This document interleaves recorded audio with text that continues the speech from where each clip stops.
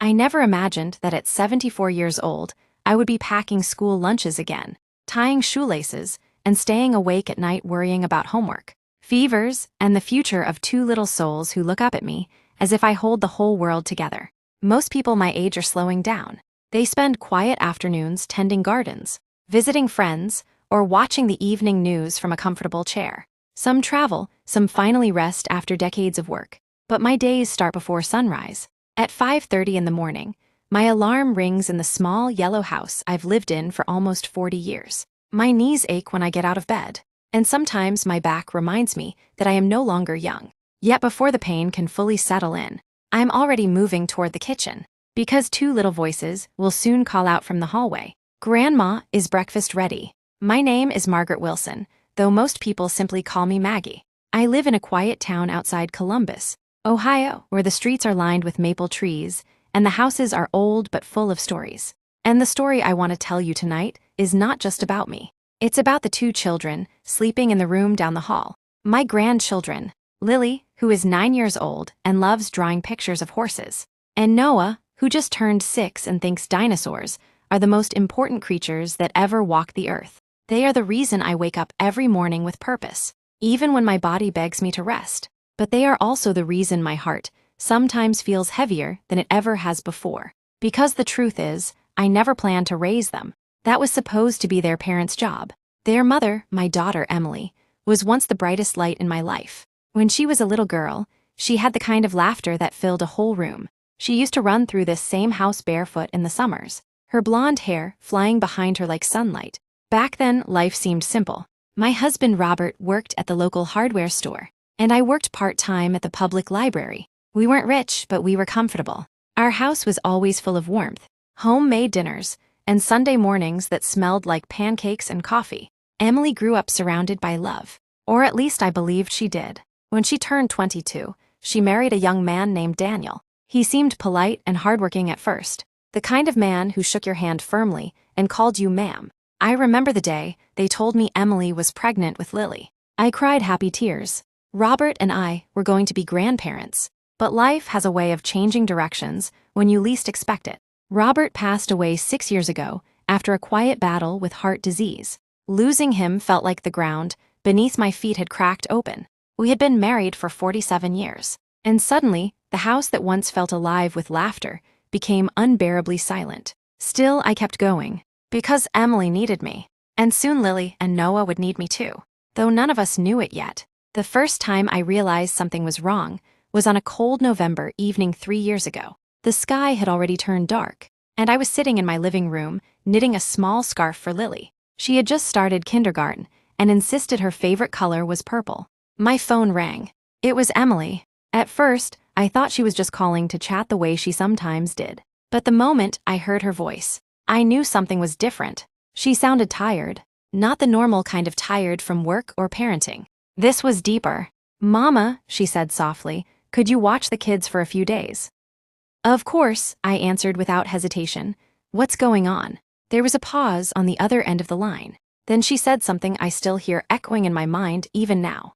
"I just need a little time to figure things out." At the time, I didn't ask too many questions. Maybe that was my first mistake. 2 hours later, Emily pulled into my driveway. Lily jumped out of the car first, carrying a small backpack covered in glittery stars. Noah followed behind her clutching a stuffed dinosaur. Emily hugged them tightly before they came inside. Too tightly, like someone holding on to something they're afraid to lose.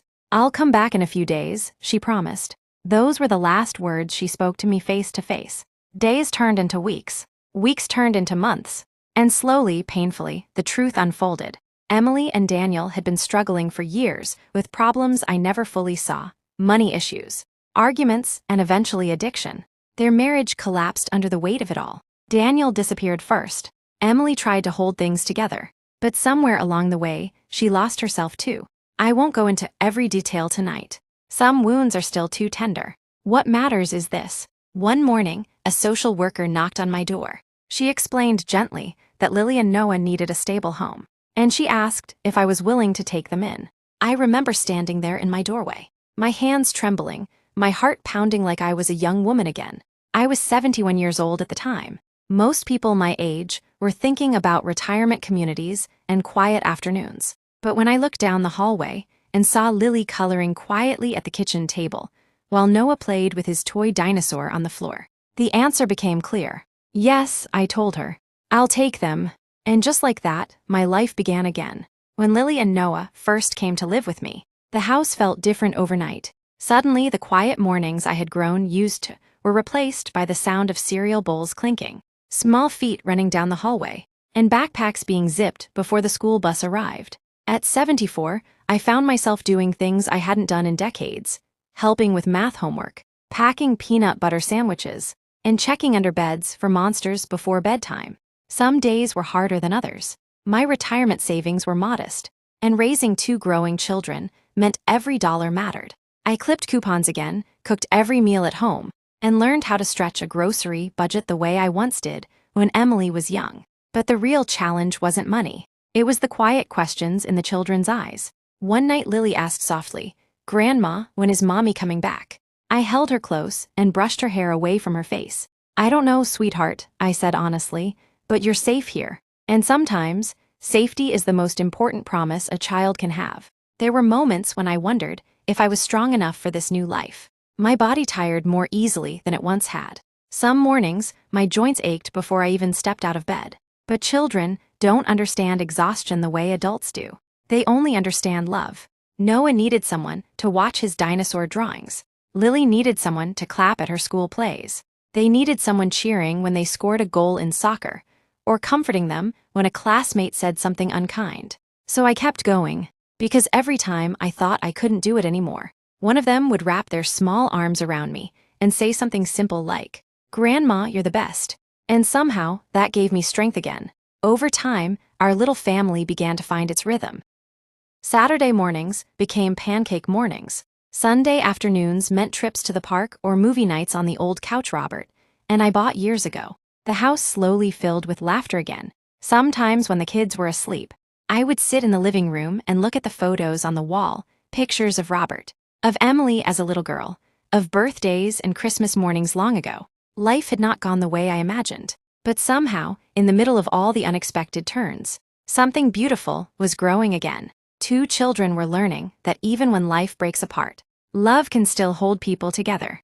A few months ago, Lily had to write an essay for school titled, "My Hero."